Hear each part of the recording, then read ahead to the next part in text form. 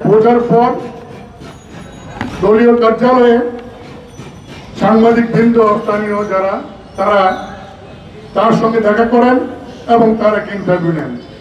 সেই ইন্টারভিউতে জাতীয় পার্টির চেয়ারম্যান, বর্তমান রাজনৈতিক অবস্থা, সরকারের অবস্থান এবং মানুষের কি যাতনা সেই সম্পর্কে তিনি বক্তব্য রাখেন।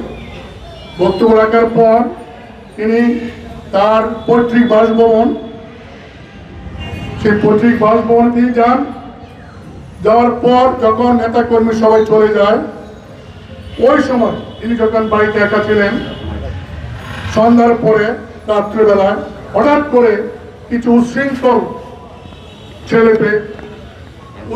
ছেলে যারা নাকি এনসিপির নাম বা বৈষম্য বিরোধীদের দামে তারা স্লোগান দেন এবং আমাদের চেয়ারম্যানের পৈতৃক বাড়িতে তারা আক্রমণ করে, ইট পাটকেল দিয়ে ঢিল ছুঁড়ে যারা কাজ ভাঙে এবং বাসার সামনে একটি মোটরসাইকেলে আগুন দিয়ে তারা চলে যায়।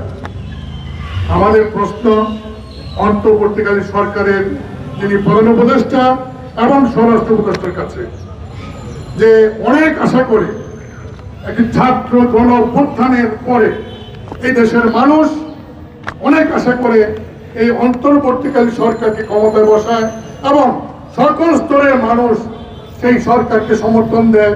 জাতীয় পার্টি সহ আমরাও এই সরকারকে সমর্থন দিয়েছিলাম। আজকে সরকার গঠন করার পর 9-10 মাস পরেও আমার বাড়িতে আমি থাকতে পারবো না, আমার বাড়ি আক্রমণ করবে বৈষম্য বিরোধী নামে, এনসিপির নামে। এটা যদি সরকার কন্ট্রোল না করতে পারে তাহলে আইন শৃঙ্খলা পরিস্থিতি কোথায় গিয়ে দাঁড়িয়েছে এখান থেকে কল্পনা করা যায়। একটি সরকার রাস্তা বের হলে সেই মানুষটি নিরাপদে রাস্তাতে চলাচল করতে পারবে না, মব জাস্টিসের কথা বলে লুটপাট করবে, ভাঙচুর করবে, ঢাকা শহরে মানুষের বাড়িতে গিয়ে লুটপাট করার জন্য চাঁদা দাবি করবে, আর আইন শৃঙ্খলা বাহিনী যথাযথ ব্যবস্থা তাৎক্ষণিকভাবে নিতে পারবে না বা নিবে না। এটা খুবই দুঃখজনক, খুবই দুঃখজনক। এরকমটি হইলে এই দেশের মানুষ যাবে কোথায়? যারা প্রধান উপদেষ্টা, আমরা বলতে চাই না যে এই দেশের সংবিধানে অন্তর্বর্তীকালীন সরকার বলতে কোনো ব্যবস্থা নাই। মহামান্য রাষ্ট্রপতি যখন আর্টিকেল 106 এর সংবিধানের অধীনে রেফারেন্সে পাঠান, সেই রেফারেন্সে যে প্রতিবেদন দেওয়া হয়েছে সেইখানে লেখা আছে যে বাংলাদেশের সংবিধানে অন্তর্বর্তীকালীন সরকার ব্যবস্থা বলতে কোনো কিছু নাই। বাংলাদেশের সুপ্রিম কোর্ট সংবিধানের ব্যাখ্যা করতে পারেন, কিন্তু সংবিধানের যে জিনিস নাই সেটা তারা করতে পারেন না। যার ফলে সেই রেফারেন্সে লেখা আছে, রাষ্ট্রপতিকে তারা বলেছেন যে সংবিধানে অন্তর্বর্তীকালীন সরকারের কোনো বিধি নাই। তাই মহামান্য রাষ্ট্রপতি প্রশাসন পরিচালনা করার জন্য অন্তর্বর্তী ব্যবস্থা হিসেবে রাষ্ট্রপতি উপদেষ্টা এবং প্রধান উপদেষ্টা নিয়োগ দিতে পারবেন, নয় অন্তর্বর্তীকালীন সরকারের উপদেষ্টা এবং প্রধান উপদেষ্টা।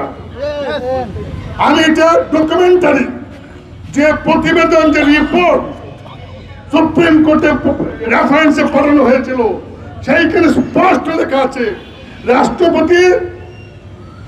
মহান রাষ্ট্রপতি সাময়িক ব্যবস্থা হিসাবে অন্তর্বর্তীকালীন উপদেষ্টা নিয়োগ করতে পারবেন, মানে রাষ্ট্রপতির উপদেষ্টা, না সরকারের।